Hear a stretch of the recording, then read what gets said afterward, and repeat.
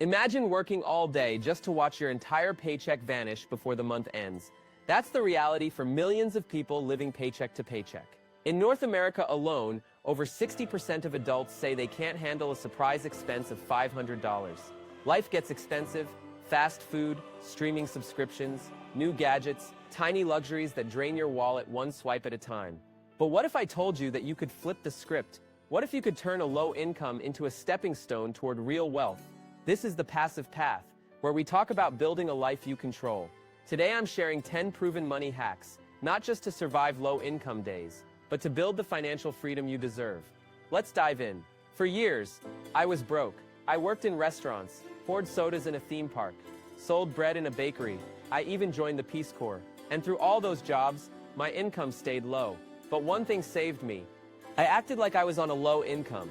Sounds simple, right? But most people don't do it. I watched coworkers make $10 an hour, then drop $16 on lunch. They'd drive fancy cars with huge payments, eat lunch inside those cars, and still be broke by Friday.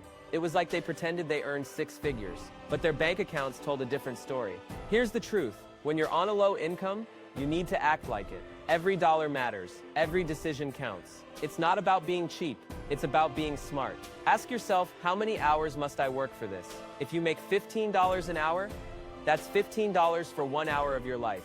Is that designer coffee worth your sweat and time? Or that quick drive-through meal? People often think spending a little makes them feel better. It does, for 5 minutes. Then reality hits. Your paycheck is gone. You're stressed again. Here's a rule that saved me: never spend money you haven't earned yet. I saw friends blow their paychecks before payday using credit cards, assuming the next check would cover it. It rarely did. Act like your income is what it is, not what you hope it will be. If you earn $2,000 a month, plan your life around $2,000, not $3,000, not $4,000, $2,000. I once lived in an apartment with a broken heater. Winters were rough. I layered sweaters, drank hot tea. My friends thought I was crazy. They paid double my rent for heated places, but I saved hundreds each month. And eventually those savings helped me escape debt. Ask yourself, are you pretending to be richer than you are, or living true to your numbers? I'm not saying you should suffer. I'm saying you should know exactly where you stand and act like it. That's the first step to escaping a low-income trap. Next, let's talk about your time. Is it really as valuable as you think? Is this conversation helpful so far? Let's talk about time. People love to say time is money. That's true, but only if your time is worth a lot. When you earn $10 an hour of your time equals $10. That's the raw truth. No magic multiplier, no hidden value. If you spend $20 on delivery to save 30 minutes, you just traded 2 hours of work for one convenience meal. You're not saving time. You're paying double for food you could have cooked yourself. It doesn't make sense. I knew someone who always ordered food because they didn't have time. They made minimum wage. They worked extra shifts just to pay for those delivery meals. At the end of the month, they were broke, over and over again. I've seen people hire cleaners for tiny apartments, paying $50 to save an hour, but their hourly wage was $12. That's 4 hours of work for 1 hour of freedom. Does that trade look good on paper? It's not. Until your time is worth more, do everything you can yourself. Cook your meals, clean your own space, mow your own lawn, wash your own car. I used to wash my car in the driveway, saved $30 each time. $30 might not sound like much, but washing my car once a month saved me $360 a year. That was enough for groceries for a whole month. When you earn a low wage, every task you outsource eats your future. Ask yourself, how many hours must I work to pay for this convenience? Is it worth it? It rarely is. There will be a day when your time is precious and expensive. That day will come once you build wealth. But right now, you need to protect your dollars. Don't trade your future for shortcuts. Now let's look at how to find cheaper options for almost everything you buy. Here's a cheaper way to do almost everything in life. Most people don't look for it. They accept the first price they see, they think brand names are better, or they assume expensive equals quality. That's how companies get rich while you stay broke. You don't need the latest phone plan from the biggest carrier. You don't need a fancy gym membership when a park is free. You don't need name brand groceries if the store brand tastes the same. Think about your phone bill. Some people pay $100 a month, but there are carriers where you can pay $20. I once switched to a budget carrier and cut my bill by $60 a month. That's $720 a year. $720 could pay for a small vacation, or go straight into savings. When I was broke, I learned to compare everything, not just groceries, insurance, internet, car repairs, even haircuts. I knew a guy who paid $35 for a haircut every 2 weeks. I paid $10 at a simple barber shop. Over a year, he spent $910. I spent $260. That's a $650 difference for the same haircut. That money could buy new tires or cover 2 months of rent in my old apartment. Companies pay millions to convince you their product is special. Most of the time, it's just branding. Same ingredients, different label. Check the store brands. Try generic medication. Shop secondhand. I once found a gently used microwave for $20. It worked perfectly for years. New, it would have cost $150. Brand loyalty drains your bank account. Ask yourself, does the expensive version really taste better, feel better, last longer, or is it just marketing? If you save $50 here, $100 there, it stacks up fast. That's how you build wealth on a low income. Next, let's talk about the power of shopping at plain and simple stores. Fancy stores are nice to look at, but they're dangerous for your wallet. Bright lights, modern music, sleek shelves, all designed to make you spend more. No-frill stores don't care about the fancy vibe. They care about low prices. Places like Walmart, discount grocery stores, thrift shops, warehouse clubs. Those are gold mines for saving money. I once bought a brand new winter coat for $20 at a warehouse store. In a trendy shop, it would have cost $120. Same warmth, different price tag. Thrift stores are underrated. People think they're dirty or full of junk. Not true. I've found designer jeans for $10, a working blender for $5, a bookshelf for $7. All in great condition. Those finds saved me hundreds. A friend once teased me for shopping at thrift stores. She liked fancy boutiques. After a year, she was deep in credit card debt. I was debt-free. No-frill stores also save you money on haircuts. Instead of paying $40, you pay $15. Instead of spending $20 on fancy bread, you pay $2 for the same loaf without the designer label. Every dollar you save at no-frill places stays in your pocket. That's how you keep more of your income. Ugly stores often have beautiful prices. Remember that. The next step is to look at all the little purchases draining your money every day. Small things can crush your budget. It's not just the big bills that keep people broke. It's $5 here, $3 there. Those tiny hits add up. A coffee and donut every morning might feel harmless, but $5 a day becomes $150 a month. That's $1,800 a year. $1,800 could fix your car, or pay down debt, or start your emergency fund. I used to grab snacks from gas stations, chips, candy bars, little sodas, $2 at a time. I didn't notice until I added it up. It was over $50 a month, $600 a year. For snacks I barely remembered eating. That's money I could have saved, or invested, or used for a weekend trip. Same with scratch-off tickets. People think they'll hit it big. Most lose. $5 here, $10 there. It drains your wallet and your hope. I started using a 5-minute rule. When I wanted to buy something small, I waited 5 minutes. Most of the time, the craving passed. If I still wanted it after 5 minutes, I'd think about how many hours I'd worked to pay for it. That usually killed the urge. Don't buy things in gas stations. Skip vending machines. Avoid the drive-thru. Make coffee at home. Bring your own snacks. Cut the small expenses and you'll feel like you got a raise.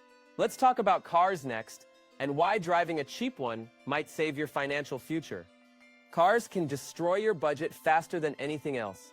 People want shiny cars, new rims, big screens, monthly payments that choke their bank accounts. When I was broke, I drove old cars. They rattled, made weird noises, sometimes smelled like burning oil, but they were paid off. No monthly bill, no giant insurance fees. I drove a 1999 Dodge that could barely handle highways, and a 1986 Toyota that threatened to fall apart if I drove too far. I kept them in town, short trips only. They weren't pretty, but they kept me moving.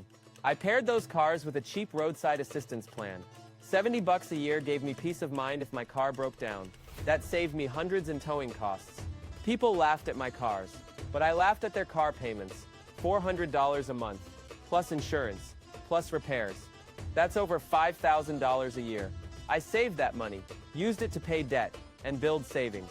One day I replaced my junk car with something reliable, but only when I could pay cash. If you drive an old car, keep it safe. Change the oil, check the tires. Fix small problems before they become big ones. An old car might not impress anyone, but it will keep money in your pocket. Don't rush into car payments just to look good. Looking good doesn't build wealth. Next, let's talk about how knowing your city can help you save more than you think. Knowing your city can save you a fortune. Every town has secrets. Free parking spots, cheap grocery stores, hidden gas stations with better prices. I once went to a birthday party in a fancy part of town. Parking was $30. Instead, I parked 10 minutes away for free and walked. That saved me enough for lunch. Small decisions like that add up fast. In big cities, parking fees can drain your wallet, but there's always a side street or a neighborhood with free spaces. It just takes a little research. I know which gas stations have the lowest prices in my area. I know which grocery stores have weekly deals. I know thrift shops that get new donations on certain days. These things save real money. A friend once paid $15 to park for a concert. I parked a few blocks away for free. We both arrived at the same time. He spent money for convenience. I saved it for my goals. Look for free events in your city. Festivals, outdoor concerts, museum days. Parks with hiking trails. I've spent entire weekends entertained for $0, while others dropped hundreds on tickets. It's not about being cheap, it's about being smart. Learn your city. Map out the cheap spots. Use public libraries instead of buying books. Find discount movie theaters. Look for community centers with free classes. Every dollar you keep is a dollar closer to freedom. Let's talk about one of the strongest words in saving money. The word no. No is a powerful word. It saves you money faster than any budget app. People spend money because they feel pressure. Friends want to eat out. Coworkers grab drinks after work. Family wants to exchange gifts every holiday. Saying yes feels polite, but it costs you. If you're on a low income, every yes can set you back days or weeks. I've learned to say no without guilt. No, I can't go out for dinner. No, I don't need a new gadget. No, I'm not buying drinks tonight. People might look at you funny. Let them. They're not paying your bills. I once had a friend who asked me to join a weekend trip. It would have cost $400. I said no. He tried to convince me, but I knew that $400 would wipe out my savings. That same friend called me cheap. But later he asked to borrow money because he was broke. Saying no saved me stress and debt. Every no you say today becomes a yes to your future. Yes to freedom. Yes to choices. Yes to breathing room in your finances. Practice saying no. Keep it simple. No thanks. Maybe another time. I'm saving up right now. You don't owe anyone an explanation. If someone pushes you, remember this. Their priorities are not your priorities. Your goal is financial freedom, not keeping up appearances. Next, let's talk about how bringing your own stuff can save you hundreds every year. Bringing your own things is one of the easiest ways to save money. I call it the bio lifestyle. Bring your own lunch, bring your own coffee, bring your own water bottle. Those simple habits saved me thousands over the years. I used to spend $8 a day on lunch at work. That's $40 a week, over $2,000 a year. When I started packing my own lunch, I cut that cost to less than $10 a week. I made sandwiches, brought leftovers, packed fruit instead of buying snacks. Same with coffee. A coffee shop coffee costs $3 or $4. Making it at home costs pennies.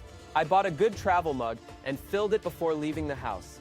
No temptation to stop at a coffee shop. I always carry a water bottle. Bottled water costs $1 or more each time. Tap water is free. Small switches like these add up. It's not just about food and drinks. Bring your own shopping bags. Some stores charge for plastic bags. Bring your own gym towel. Some gyms charge extra if you forget yours. Bring your own headphones to avoid buying new ones. On the go. I keep a small kit in my backpack. Snacks, a water bottle, a pen, a charger. It stops me from buying things I already own. Bio is about preparation. It helps you dodge impulse spending. It makes you feel in control. When you bring your own stuff, you keep your money where it belongs, in your pocket. Let's talk about one last mindset shift that can change everything. Living with a scarcity mindset, at least for a while. Living with a scarcity mindset can save your financial life, but it has to be temporary. When your money is tight, you can't act like you have endless resources. You have to protect every dollar.